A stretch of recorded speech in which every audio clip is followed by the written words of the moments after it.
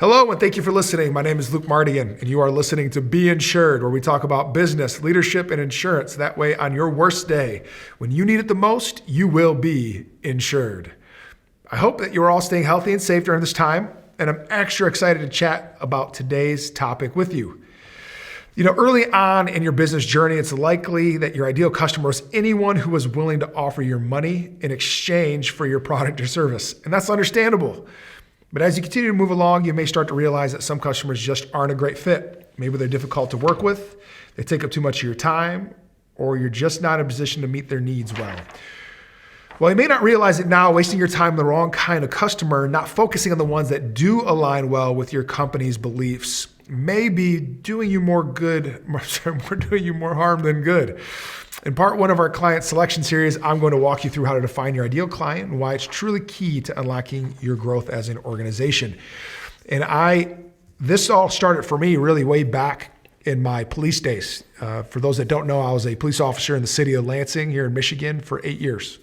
And in that 8 years, early on in my career, if I saw somebody who was violating the law, I would stop them. There really wasn't a particular focus or a reason for it. It's just, hey, their taillights out. I stopped them and I would talk to them. Or they were trespassing and I'd stop them and talk to them. Well, I started picking up on pattern recognition, meaning I started identifying consistencies in behavior that would ultimately end up with some type of criminal behavior.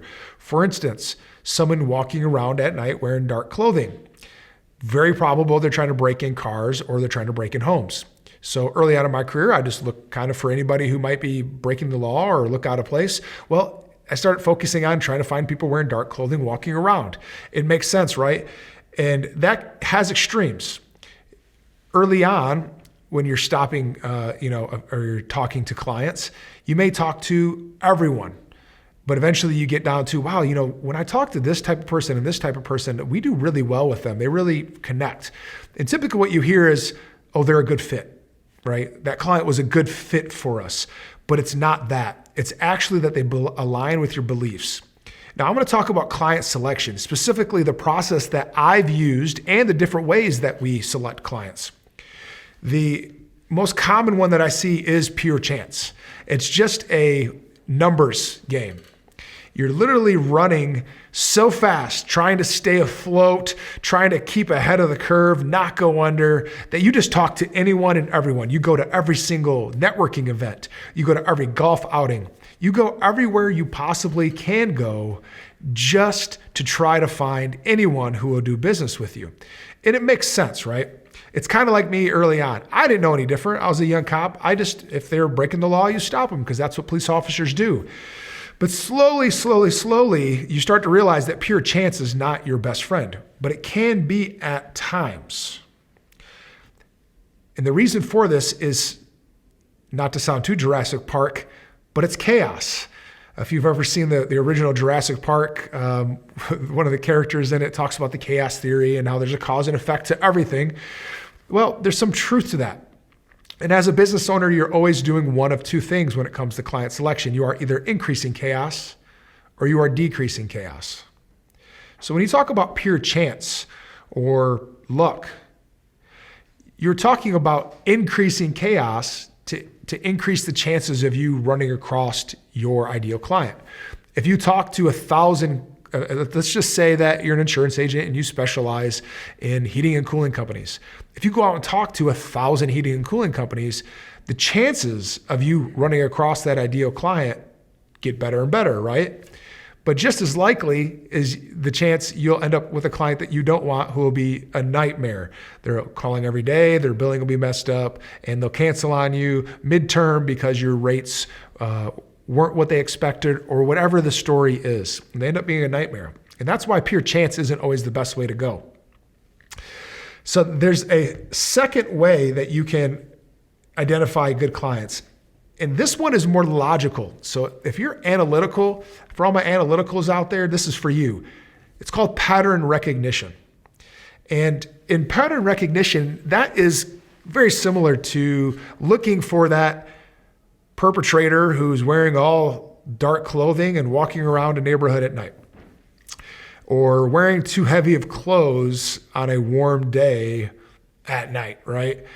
You start picking up these patterns, and it can be a negative thing in the law enforcement world because it can turn into a very negative thing called profiling, right? Where you're actually profiling people because of their religion, race, sex, fill in the blank, some type of illegal prejudice behavior.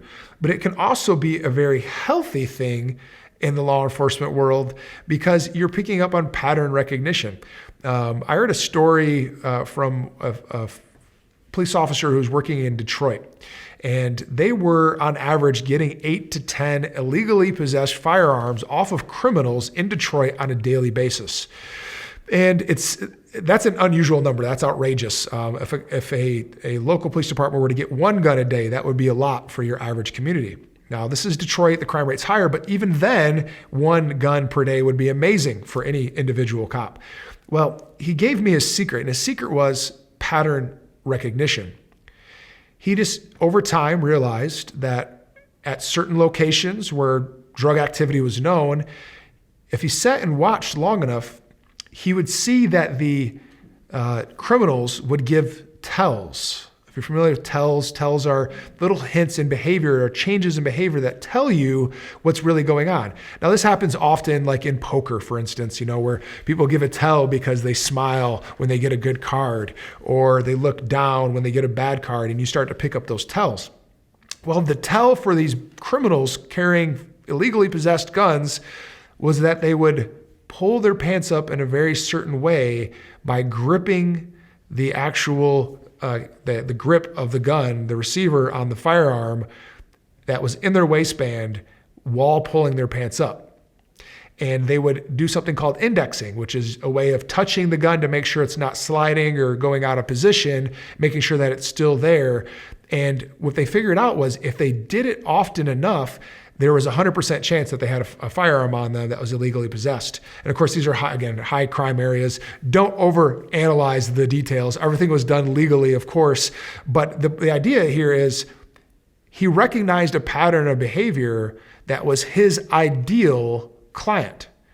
And his ideal client is somebody who is going to go potentially hurt other humans or commit crimes in the near future, or maybe committing a crime at that moment. Well, in our business, it's not much different, is it?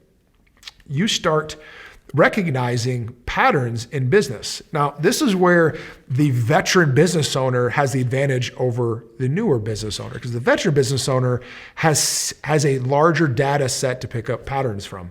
I actually went through the National Insurance Crime Bureau's Fraud Analyst Academy, and when you're talking about data analytics, it's really all pattern recognition.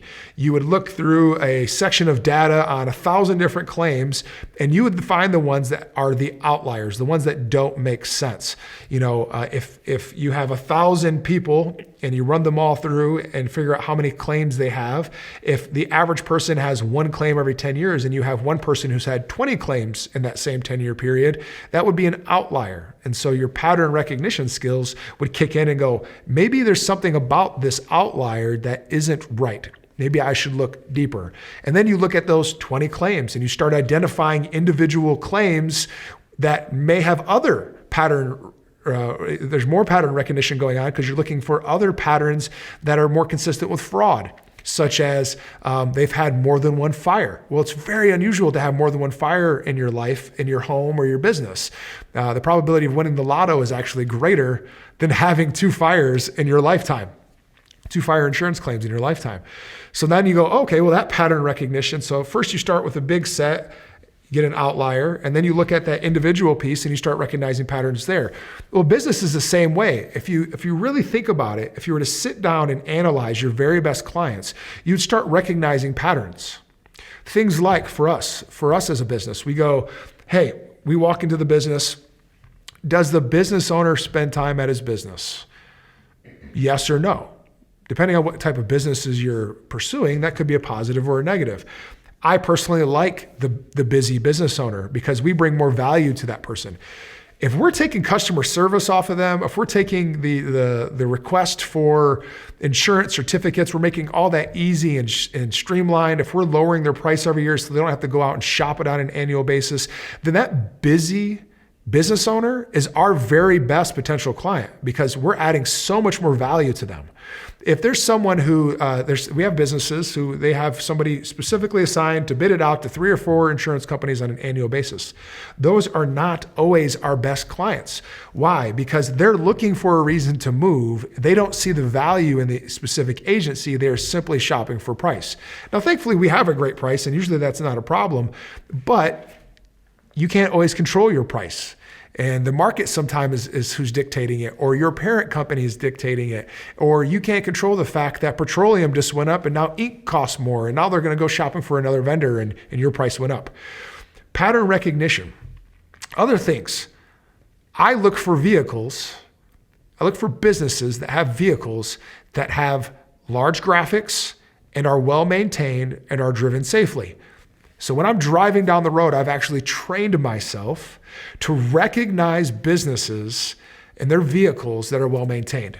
One of my favorite businesses, one of our very best clients, all of his vans, their heating and cooling company, all their vans have full wraps. He even has this cartoon character that's like his logo slash, kind of caricature of who he is. And all of his vehicles are always washed. I've never seen one of his employees driving with their phone, and they're always obeying all traffic laws. So I called them out of the blue and just said, I love your vehicle wraps. Your marketing's amazing. Your website's great. All of your drivers are driving safely.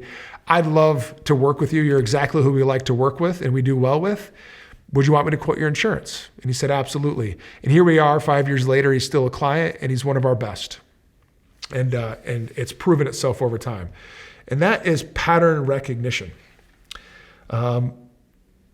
This next one is going to be broken into 2 parts. So the first part of it, I'm going to discuss on this show.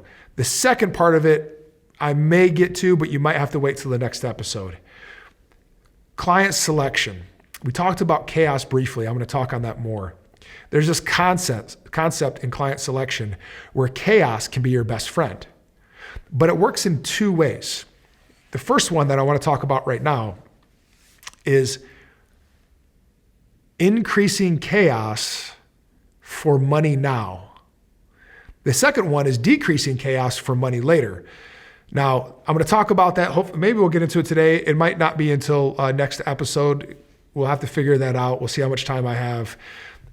The money later one, the reason why I don't want to talk about that first is because it's the most important. That's the one that makes the most money. Money now is a concept that can make you money in the short term, but typically it is less revenue overall. Chaos, increasing chaos for money now. There's a scenario, it was one of those days where I picked the worst day ever to try to get back in shape. I don't know if you've ever been there before, but I think it was shortly after my first son was born. I gained I got the dad bod, full on, some sympathy pregnancy weight from eating too many donuts. And I decided, you know what, I'm going to get back in shape. So I went for a 2-mile run. My legs were shaking, that first day where you go super hard and you burn yourself out and everything hurts and you think you're going to die because it hurts. Well, that was that day. And that day is the day that I decided to go and check 2 gentlemen sitting in a car in an apartment complex that had a no trespassing order, which meant that you couldn't be there unless you lived there. So we had the legal right to go up and talk to these people and just make sure that they lived there. And if they didn't, then we talk to them about why. So I checked these 2 gentlemen. My legs are shaking because I just got done with that run a couple hours before.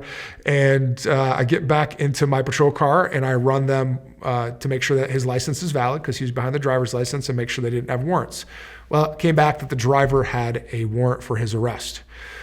So a number of things could have happened here. I probably should have called for backup, but in hindsight, but instead I chose to walk up there and he was being pretty reasonable. So I thought he'd continue to be reasonable. And I asked him to step out of the car. That's when he got really, really, really squirrely. He ends up jumping out of the car, trying to push me out of the way to run. Well, I push him back. He throws a haymaker, catches me in the face and breaks my glasses. At that moment, it was pretty even until my glasses broke. At that point, he had increased chaos so much that my only choice was to decrease chaos. So what does this have to do with business? When he's sitting in that seat, he had a number of options, right? He could have just stayed where he was and played it safe. He could have refused to get out of the car. He could have complied. Instead, he chose to increase chaos. Why? Because it improved his chances of being free. Now, I'll get to why I decreased chaos and how that ended up being the winning strategy over the long term. But at that moment in the fight, if you go back and watch the footage from my dash cam, he's winning the fight at that point. When he breaks my glasses, as far as I'm concerned, he was winning because he successfully made a cop back away from him and he wasn't in handcuffs yet. So he's winning at that point. Well, you as a business owner can do the same thing with your strategies. You can very simply increase chaos by doing the unexpected. So what does that mean? That means doing things that you wouldn't normally do in order to get business in the door now. What's an example of that? An example for me was creating an entire new campaign that I've never done for critical illness and chronic illness, targeting healthcare workers because they're so at risk. They've been so at risk during the pandemic and all the craziness that's going on that I did something I would not normally do, which is run Facebook ads targeting a specific person.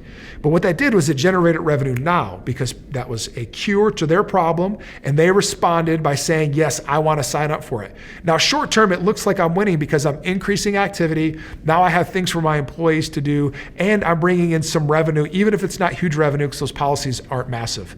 So tune into the next episode. I'm out of time now, but I'll get to chaos decreasing and making you more money later in the next episode. As always, thank you so much for listening and be sure to connect with us on Facebook and Instagram at the Mardigian Agency. Thanks, and we'll see you next time on Be Insured.